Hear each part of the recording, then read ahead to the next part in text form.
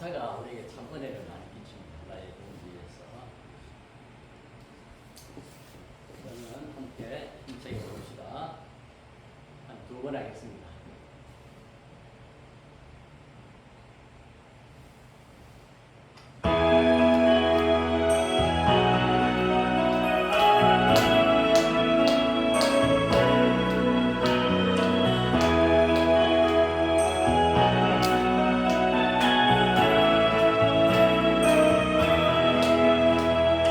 나의 동지에서 나의 도시는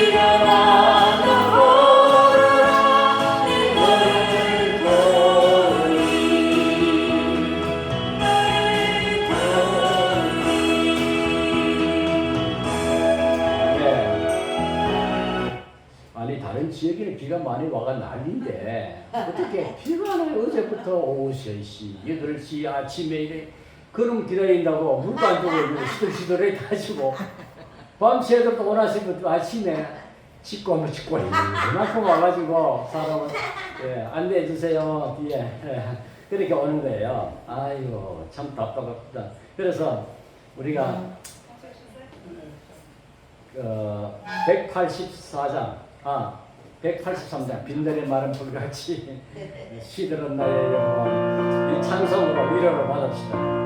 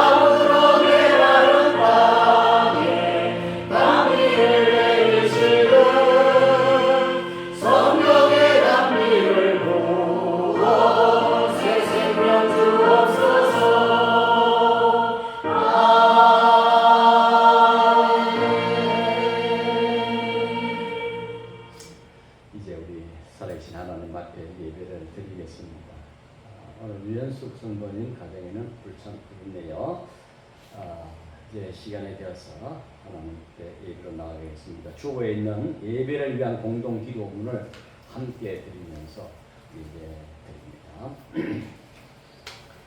자비하신 주님, 날마다 새로운 기운을 주시는 주님의 이름을 찬양합니다. 무더운 삼복도일을 창조의 질서로 받아들이며 계절의 순리를 즐기는 여유를 품게 해 주십시오. 우리의 마음속에도 자연처럼 세상과 타인을 넉넉히 바라보는 눈빛을 갖게 해 주십시오.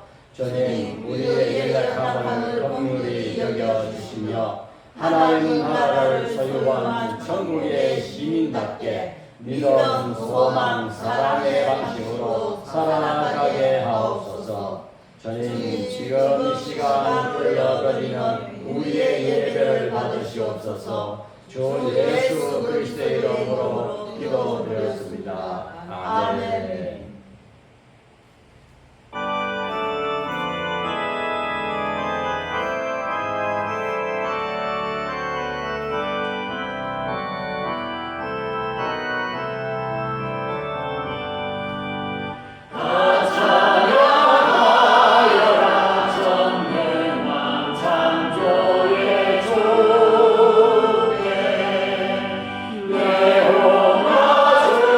찬양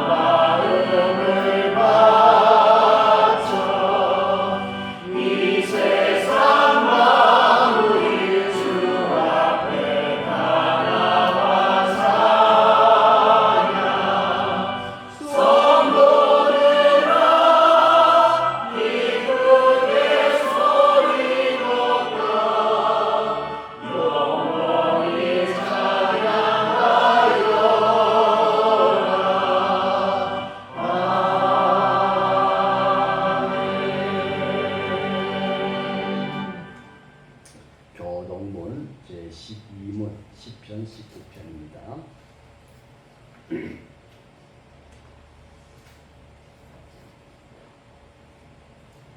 기도합니다. 하늘이 하나님의 영광을 선포하고 자기 그의 손으로 하신 일을 나타내는도다. 날은 날에게 말하고 밤은 밤에게 지식을 전하니 언어도 없고 말씀도 없으며 들리는 소리도 없어라.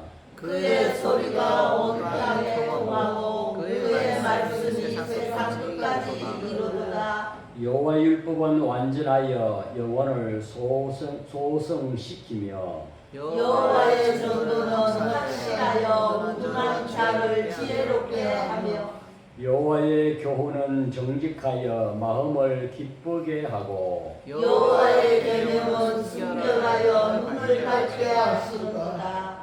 여호와를 경외하는 도는 정결하여 영원까지 이르고 여호와의 복도 진실하여 다 어려우니 금 곧 많은 수금보다 더 사모할 것이며 물과 송이보다 더 달도다. 아멘. 기도하겠습니다. 사랑과 자비 하나님 아버지, 어느덧 7월의 한가운데에 서 있습니다. 연을 이어지는 폭염 속에 온 땅이 신음하고 사람들의 몸과 마음도 쉽게 지쳤습니다. 하나님이 창조하신 생태계의 질서는 이처럼 엄숙합니다. 그 거대한 질서 앞에 인간은 한낱 무기력할 수밖에 없는 존재임을 자각합니다. 하나님이 하늘에서 자비를 베풀지 않으면 생명의 질서는 없습니다. 감사하게도 오늘 아침부터 내리기 시작하는 비에 더위가 쉬어가는 듯하지만 아직은 이 비가 부족함을 실감합니다. 올 여름 전 세계가 열돔에 갇혀있는 듯한 일기에 고통당하고 있습니다. 이 뜨거워진 지구는 인간들의 자업자득의 결과임을 인정합니다.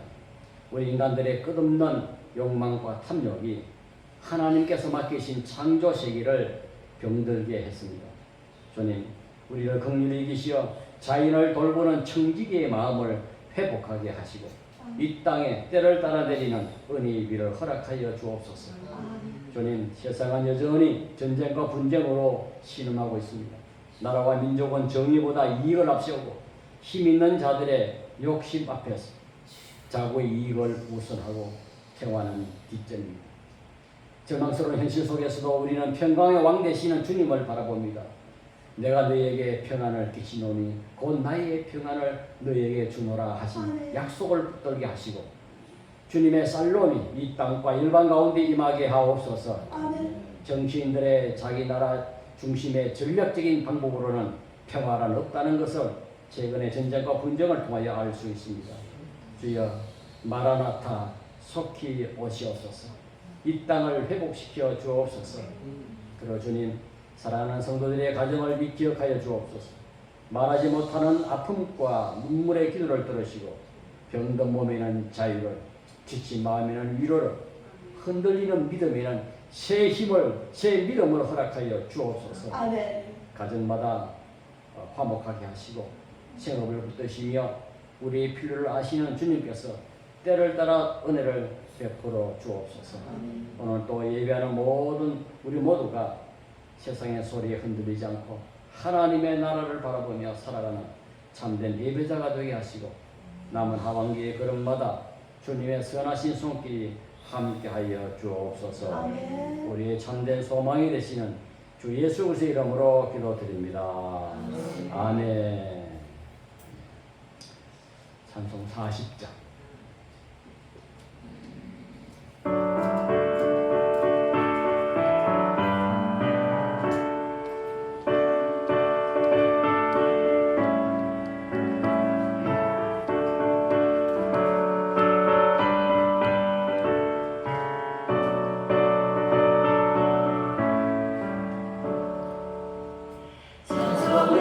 보다 할 수 없는 권사야 주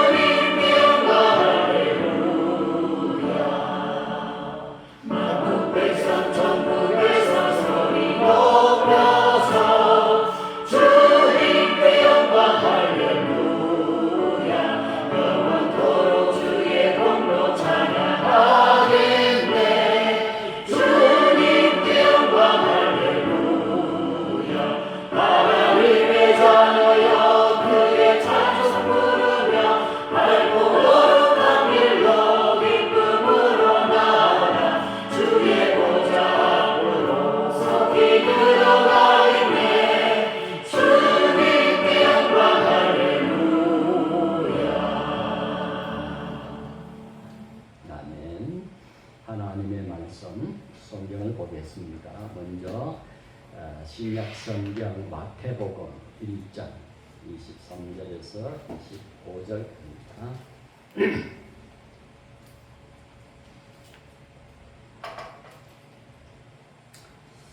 보라, 처녀가 잉태하여 아들을 낳을 것이요 그의 이름은 임마누엘이라 하리라 하셨으니 이를 번역한즉 하나님이 우리와 함께 계시라 합니다. 요셉이 잠에서 깨 일어나 주의 사자의 분부대로 행하여 그의 아내를 데려왔으나 아들을 낳기까지 동침하지 아니하더니 낳은 이름을 예수라 하니라. 아멘. 아멘. 그리고 구약 시편 19편 1절에서 6절입니다. 구약 성경 요 시편은 함께 읽겠습니다. 19편 1절에서 6절까지입니다. 하늘이 하나님의 영광을 선포하고 궁창이 그의 손으로 하신 일을 나타내는도다. 날은 날에게 말하고 밤은 밤에게 지식을 지나니 언어도 없고 말씀도 없으며 들리는 소리도 없으나 그의 소리가 온 땅에 통하고 그의 말씀이 세상 끝까지 이르도다 하나 하나님이 해를 위하여 하늘의 장막을 베푸셨도다. 해는 그의 신방에서 나오는 신랑과 같고 그의 길을 달리기 시작하는 장사가 같아서 하늘 끝에서 나와서 하늘 저 끝까지 운행하며 그의 일 위에서 피할 자가 없도다. 아멘. 마지막으로 히브리서 1장 신약성경 히브리서 1장 1절에서 3절까지 공독해 드립니다. 옛적에 선지자들을 통하여 여러 부분과 여러 모양으로 우리 조상들에게 말씀하신 하나님이 이 모든 날 마지막에는 아들을 통하여 우리에게 말씀하셨으니 이 아들을 만유의 상속자로 세우시고 또 그로 말미암아 모든 세계를 지었으니라. 이는 하나님의 영광의 광채시요 그 본체의 형상이시라. 그의 능력의 말씀으로 만물을 붙드시며 죄를 정결하게 하는 일을 하시고 높은 곳에 계신 지극히 크신 이의 우편에 앉으셨느니라. 아멘. 아멘. 아멘. 할렐루야. 아멘. 다시 복음으로. 그리고 주제는 임마누엘입니다. 오늘부터 몇 주 동안 다시 복음으로라는 제목으로 설교하려고 합니다. 왜 하필이면 다시 복음으로 있냐 하는 겁니다. 지금 우리 한국 교회는 많은 복음을 이야기합니다. 그리고 밤에 도심에 한번 가보십시오. 붉은 십자가, 레온 십자가가 얼마나 많은지 곳곳에 있습니다. 십자가를 말하고 구원도 말하고 천국을 말하고 민주주의까지 말합니다.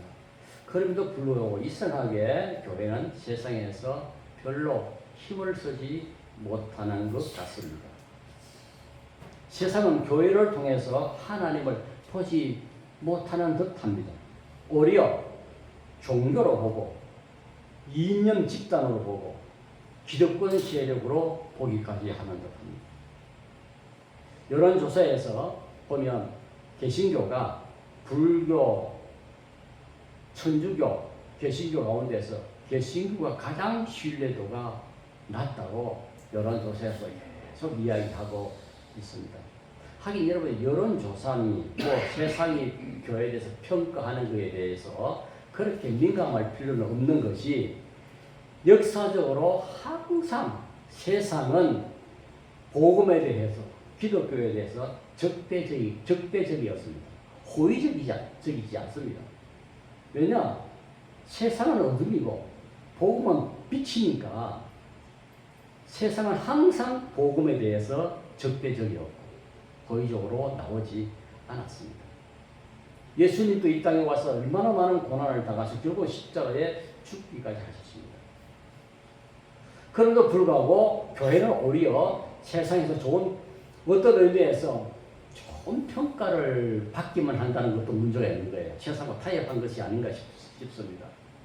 우리가 세상 속에서 핍박을 받고 박해를 받을 때 그 교회가 복되다. 예수님이 성산순에서 말씀하셨잖아요. 너희가 세상으로부터 박해를 받고 핍박을 받으면 복이 있다. 그랬거든요. 근데 여기서 중요한 것은 박해와 핍박을 받는 거하고 조롱과 무시당하는 것은 다릅니다. 주님의 복음의 말씀대로 진리대로 살다가 박해를 받고 핍박받는 것은 그 복된 일이죠. 그러나 세상 사람들 보기에도 상식적이지 못하고 세상 사람 보기에도 비진리로 살아갈 때 교회가 존재할 때 교회는 세상으로부터 조롱을 받고 무시를 당하고 그건 복된 것이라 할 수 없죠. 옛날에 그러잖아요. 새벽기도 싫더라고 어떤 할매가 집에 돌아가면서 남의 밭에 호박을 또 따갔잖아. 그래 이제 국기를 먹였어요. 그래 그걸 알고 이 옆집 할매가 막 예수 믿는 것들이 양심도 없이 저렇게 산다고 난리 하니까 주여 핍박을 견디게 주옵소서. 그 핍박이 아니죠. 그건 박해가 아니죠. 그건 조롱이죠. 자, 지금 그러면 다시 복음으로 우리 한국교회가 다시 돌아가야 할 이런 시점이라고 보고 있는데 그럼 무엇이 문제인가 하는 겁니다. 자, 스크린 1을 한번 봅시다. 다 읽어보겠습니다. 그리스도인이란 복음으로 세상을 바라보는 사람입니다. 사람은 누구든지 자기 나름의 가치관에 따른 렌즈로 안경을 끼고 세상을 바라봅니다. 그게 세계관, 인생관이라고 합니다. 자기의 안경의 색깔에 따라서 세상을 다르게 보이겠죠. 그럼 그리스도인은 복음이라고 하는 렌즈로, 안경으로 세상을 바라보고 판단하고 읽어야 하는 거예요. 저처럼 시인은 시인의 눈으로 세상을 바라보죠. 자, 그러면 복음이란 뭐냐? 이 해석의 문제입니다. 복음이 뭐냐? 두 번째로. 복음은 예수 더하기 그리스도, 복음 하나님 나라입니다. 자, 제가 왜 굳이 예수 그리스도를 나누었느냐? 그리고 하나님 나라, 복음이라고 했느냐? 이게 지금 한국 교회가 예수와 그리스도를 나누어서 보는 듯한 그런 모습입니다. 어느 신학과 어느 교단에서는 인간 예수, 역사적 예수에 대해서 강조합니다. 그러니까 1세기 팔레스타인에서 로마 식민지 아래에서 신음하고 고통하고 굶주리고 억압받던 그 민중들, 유대인들, 그 사람들을 위해서 희생하고 그 사람들의 자유와 인권과 복지와 그 사람들을 위해서 살았던, 그리고 윤리적으로 도덕적으로 본받을 만한 훌륭한 스승으로서 인간 예수를 바라보는 거예요. 그 대표적인 인물이 슈바이처 같은 박사입니다. 인간 예수. 그 슈바이처가 쓴 그 역사적 예수 인간 보면 인간 예수는 훌륭한 인격자. 그건 맞습니다. 윤리 도덕적으로 완벽할 정도로 훌륭한 분입니다. 훌륭하게 사셨던 분이죠. 저도 이제 이 역사적 인간 예수에 대한 매력을 많이 느껴서 그에 관련된 책도 많이 봤습니다. 그래서 이게 이제 심화되어 나가면 이제 뭐 남미에서 해방신앙, 정치적으로 억눌려 있는 사람들을 예수께서 해방시키기 위해서 오셨다. 그리고 우리나라는 민중신앙을 수없이 고통당하는 민중들에게 자유를 주고 해방을 주고 인권을 회복하기 위해서 오셨다. 민중신앙. 그 외에도 여러분 여성신앙, 흑인신앙, 뭐 동물신앙, 생태신앙 많이 나오고 있습니다. 갈릴리 예수, 인간적인 예수. 이 부분을 집중적으로 이제 생각하는 신학과 교파가 있습니다. 그 다음에 이제 또 한쪽에서는 그리스도를 강조합니다. 속죄의 주님, 죄에 빠져서 우리를 구원하기 위해서 오신 구세주 예수 그리스도. 요 이제 약점이 뭐냐면 신앙을 개인화, 내면화, 내세화, 종교화하는 데서 문제가 있습니다. 진보 교단과 신학에서는 그리스도가 없더라고요. 현실 인권과 자유와 해방 정치 이거는 있는데 그리스도가 없어요.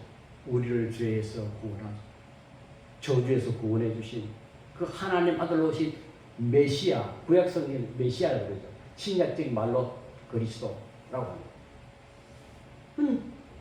이분이 없어요. 그리고 보수 신학과 교단에서는, 교회에서는 현실이 없어요. 그래서 내 개인의 문제, 고민, 우리 가족, 그리고 죽어서 천국 가는 거, 나를 모든 문제에서 구원해주고 복 주시는 하나님. 이게 이제 서로 치우치는 신앙이었다. 하나님은 메시아를 예수 그리스도로 이 땅에 보냈습니다. 인간 예수, 역사적 예수가 하셨던 그 현실적인 문제에 대한 예수님의 사역들. 자, 가난한 자에게 먹을 것을 500개월 동안 먹을 것을 주시고, 병들어 고통당하는 자에게 치유하여 주시고, 사회적으로 배척받고 소외받는 사람들에게 그들을 가까이 하시고, 그들을 높여주시고, 그들의 이름을 주시고, 이런 예수의 사역. 그리고 하나님을 떠나서 에덴 동산을 잃어버리고 천국을 잃어버려 하나님 나라를 잃어버리고 사탄과 우둠의 세력에 짓눌려 살아가는 사람들을 죄값을 당신의 몸으로 치유하시고 지불하고 우리를 구원해내신 그리스도의 이 사역, 이것이 함께 가야 온전한 복음이 되는 것입니다. 그래서 주님이 임마누엘이라는 별명을 갖고 있습니다. 예수 그리스도의 또 다른 이름이 뭐예요? 임마누엘, 하나님이 우리와 함께 계시다. 그래서 복음은 먼저 우리에게 하나님이 우리와 함께 계신다는 선언으로 시작합니다. 오늘 읽었던 마태복음 1장 본문은 예수님의 탄생을 소개하면서 이렇게 선언합니다. 보라, 처녀가 잉타의 아들을 낳을 것이 그의 이름을 임마누엘이라 하리라. 마태는 예수님의 출생 사건을 이야기하고자 하는 것이 아닙니다. 복음이 무엇인가를 이야기하고자 합니다. 여러분, 복음은요, 인간이 인간편에서 하나님을 더듬어 찾아가는 구도의 이야기가 아닙니다. 모든 인본주의 세상 종교는요, 인간편에서 신을 찾아가지요. 막 더듬어 찾아가는 거예요. 여기에 길이 있나, 저기에 길이 있나, 이것이 신인가, 저것이 신인가, 막 더듬어 찾아가는 구도의 종교가 지금 세상에 있는 인본주의 모든 종교들이에요. 그러나 복음은 하나님이 인간을 찾아오시고 구원을 주시는 종교가 기독교다. 복음이라는 겁니다. 그게 바로 임마누엘입니다. 하나님이 우리와 함께합니다. 그래서 인본주의 사상 모든 종교와 복음의 가장 결정적인 다른 지점은 바로 여기에 있는 겁니다.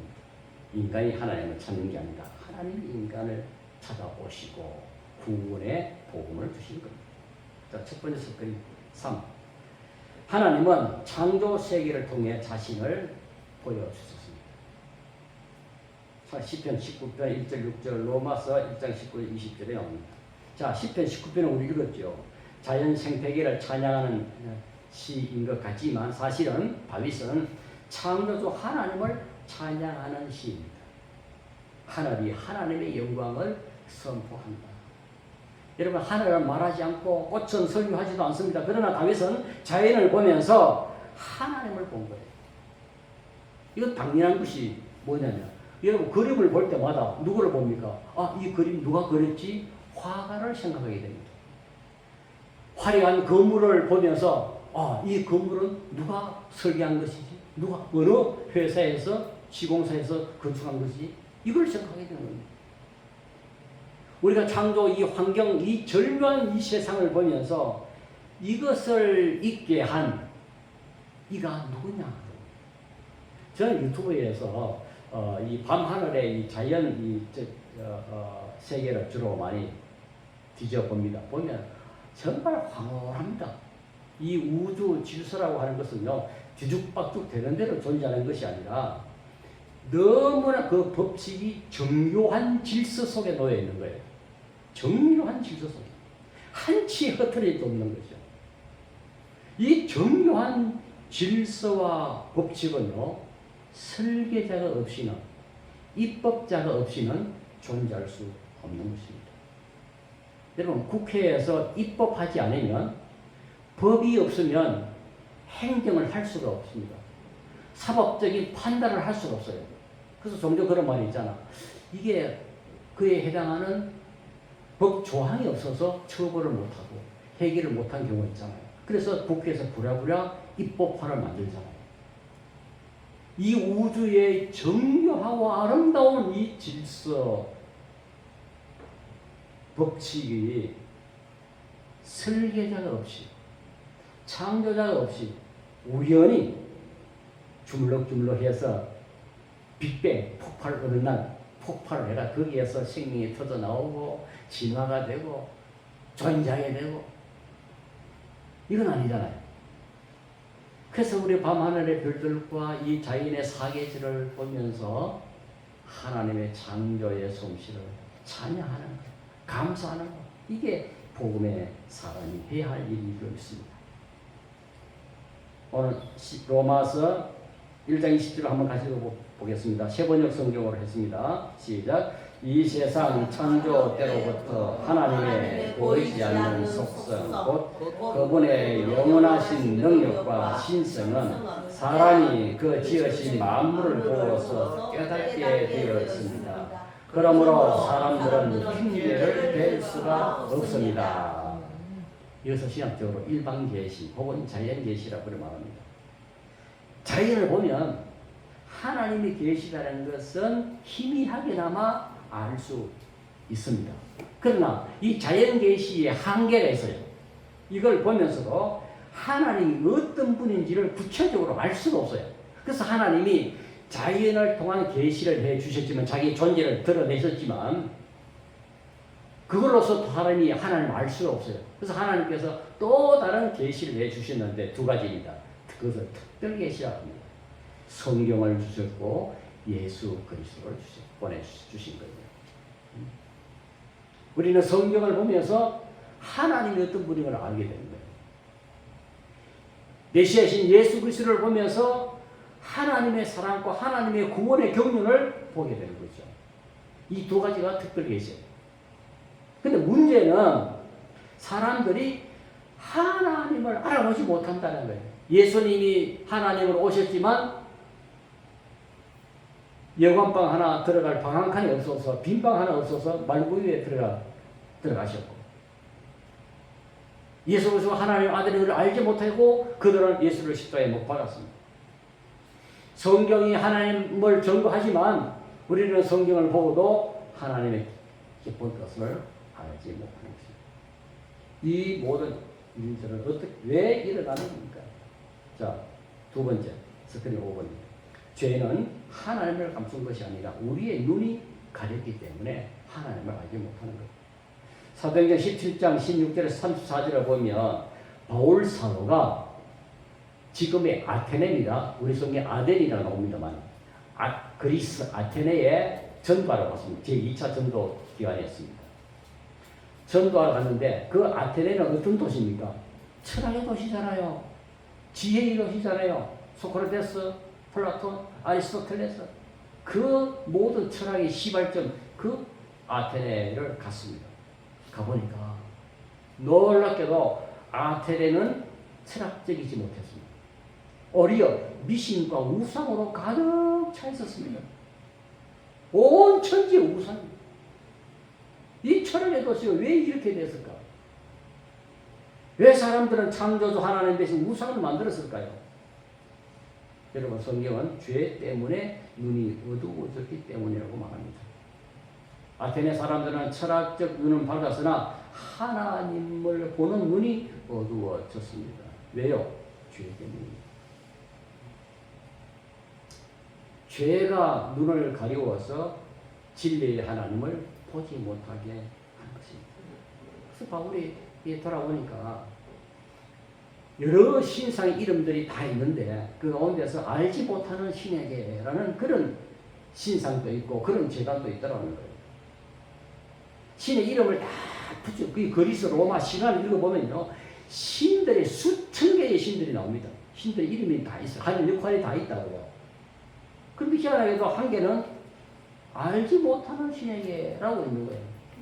신의 이름을 붙이다 안 되니까 혹시 우리가 모르고 빠뜨린 신이 있어서 그 신이 자기에게 제사하지 않는다고 해서 노발대발해서 우리에게 재앙을 내리면 어떡하나, 이런 두려움에서 그렇게 신의 이름을 붙여놓고 제사하더라는 거예요. 알지 못하는 신. 바울이 그 아래 있는 사람들에게 이렇게 말합니다. 당신들이 알지 못하고 예배하는 그 하나님을 내가 알려드리겠습니다. 이게 바로 복음입니다. 여러분, 복음은 새로운 신을 소개하는 것이 아니라 사람들이 막연하게 찾던 그 하나님이 우리를 찾아오셨다고 하는 사실을 알려 드러내는 사건이 복음입니다. 이게 바로 임마누엘입니다. 세 번째, 스크린입니다. 예수 그리스도는 하나님의 완전한 계시다. 히브리서 1장 2절 3절, 골로새 1장 15절, 마태복음 1장 23절입니다.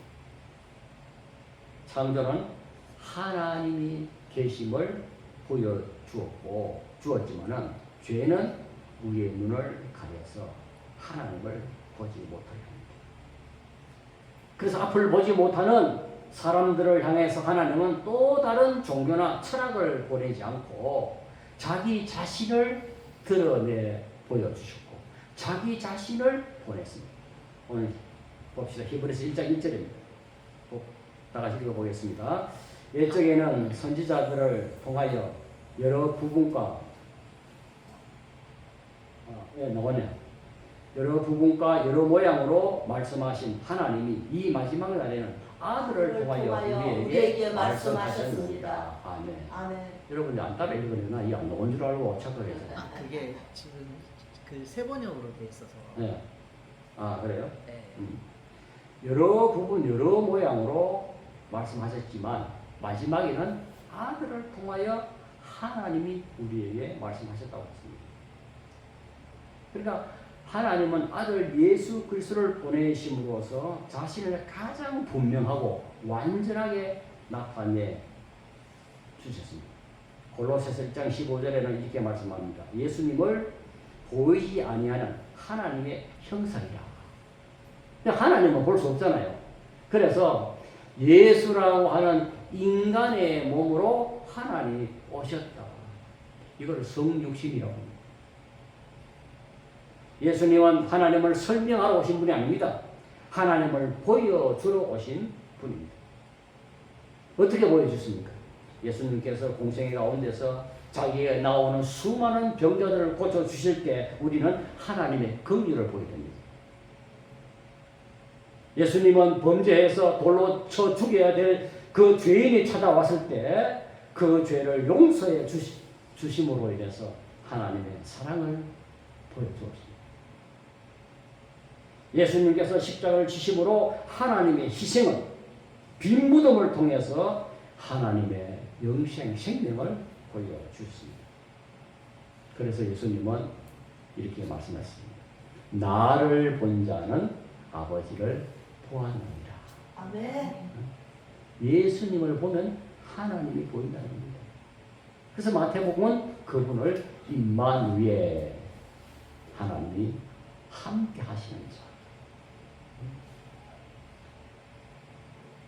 여러분, 복음은요, 알라딘 램프처럼 우리가 필요할 때 꺼내서는 나를 도와주는 조력자가 아니라 하나님과 함께 살아가는 분이 바로 복음, 예수 그리스도입니다. 하나님과 함께 살아가는. 오늘 여러분 이게 박진 전원교 교회 안에 하나님이 계시다가 오늘 예배 드리러 찾아뵈러 옵니다.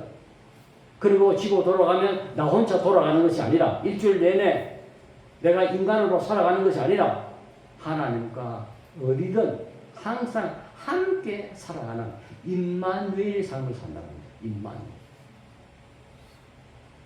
그래서 여러분 기독교 신앙이라고 하는 것은 임마누엘 신앙인데 하나님과 함께 살아가는 삶의 방식이 기독교 신앙입니다.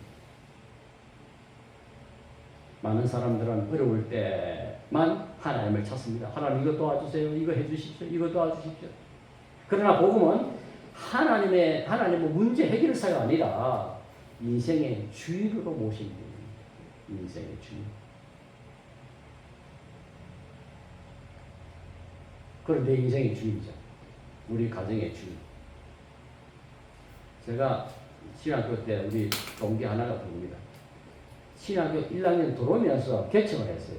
교회를. 그걸 개척하니까 신학생이 개척하니까 교회가 얼마나 어렵겠습니까? 생활비가 없는 거예요. 생활비도 그렇고 뭐 학비도 될 수가 없고. 그래서 어느 날 이제 연말 연초 되면 이제 학비를 내야 되잖아요. 그러면 학비가 없는 거예요. 그래서 자기가 하나님께 이렇게 기도한 게 하나님 이번에 학비가 우리는 돈이 없어서 못 가는데 저는 이번에 안 갈랍니다. 돈은 어떻게 갑니까? 하나님 알아서 하이소. 이렇게 기도한다는 그러고 뭐 말아봅니다. 그리고 그냥 살아간대요. 그러다 보면 그럴 때마다 희한하게도 하나님이 누구를 보내시든지 뜻밖의 사람 생각지도 못한 방법으로 그때마다 필요한 걸 주어지고 한 번도 학교를 휴학해 본 적이 없어요. 끝까지 했다는 거예요. 저는 그 감정 들으면서 그래. 그 감정, 저도 그 감정이 있습니다. 저도 그 감정이 있어요. 많습니다. 하나님 임만을 하는 내 인생의 주인 되시고 나와 함께 동행하시는 하나님. 그래서 기도는 반드시 교회에 와서 해야 될 필요는 없습니다. 교회에 와서 기도하면 더 좋지만 난 잘길 가면서도 잠자면서도 병원에 가서도 학교에 공부하면서도 쉬지 말고 기도하라는 말씀처럼 항상 기도할 수 있습니다. 왜냐? 하나님 나와 함께 하십니다. 아멘. 내가 하나님 나라 속에 살고 있으니까 하나님 내 인생의 주인이니까 걱정할 필요가 없다는 겁니다. 그래서 그런 임마누엘 신앙을 가진 사람의 기도도 달라집니다. 하나님 이러이러한 계획이 있는데 이것을 이루어 주십시오라는 기도보다도 하나님 제 삶이 제 계획이 하나님의 뜻 안에서 머물게 하옵소서. 하나님 뜻대로 되게 하옵소서. 이렇게 기도가 달라지게 되는 것입니다. 말씀 정리합니다. 오늘 우리는 하나님의 어떤 분이심을 살펴보았습니다. 창조는 하나님이 살아계심을 보여주는 하나님의 작품입니다. 그러나 죄는 우리의 눈을 가렸습니다.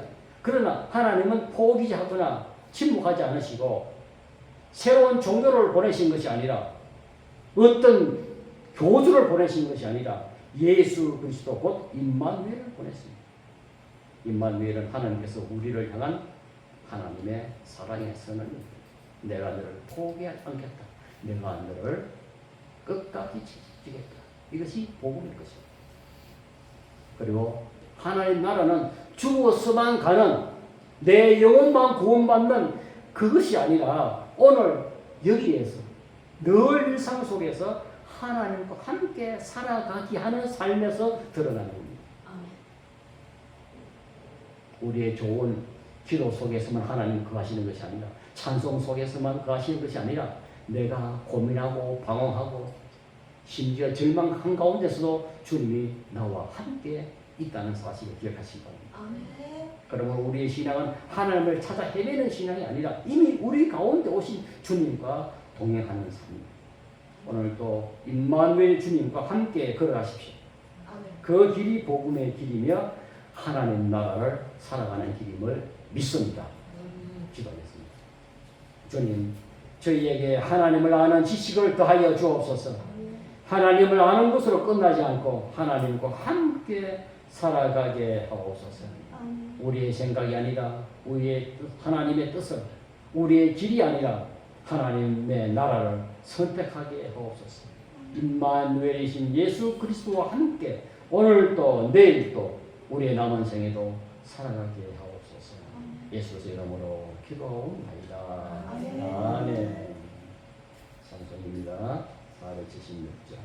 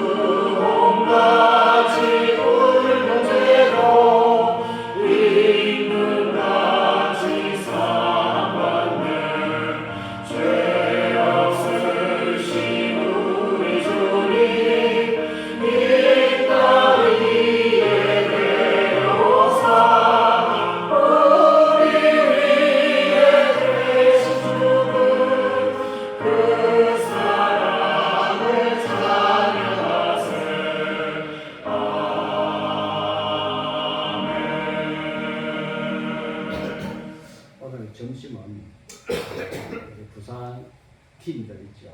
오늘 정성수 목사님이 맛있는 냉면을 보내왔어요. 그래서 냉면과 김밥이 어우러지는, 그리고 따뜻한 차 한 잔에 어우러지는 점심이 있습니다. 드시 마시기를 바랍니다. 오늘 새로 오신 분 환영합니다. 점심 드시고 함께 요즘 내놓으시면 좋겠습니다. 기도하겠습니다.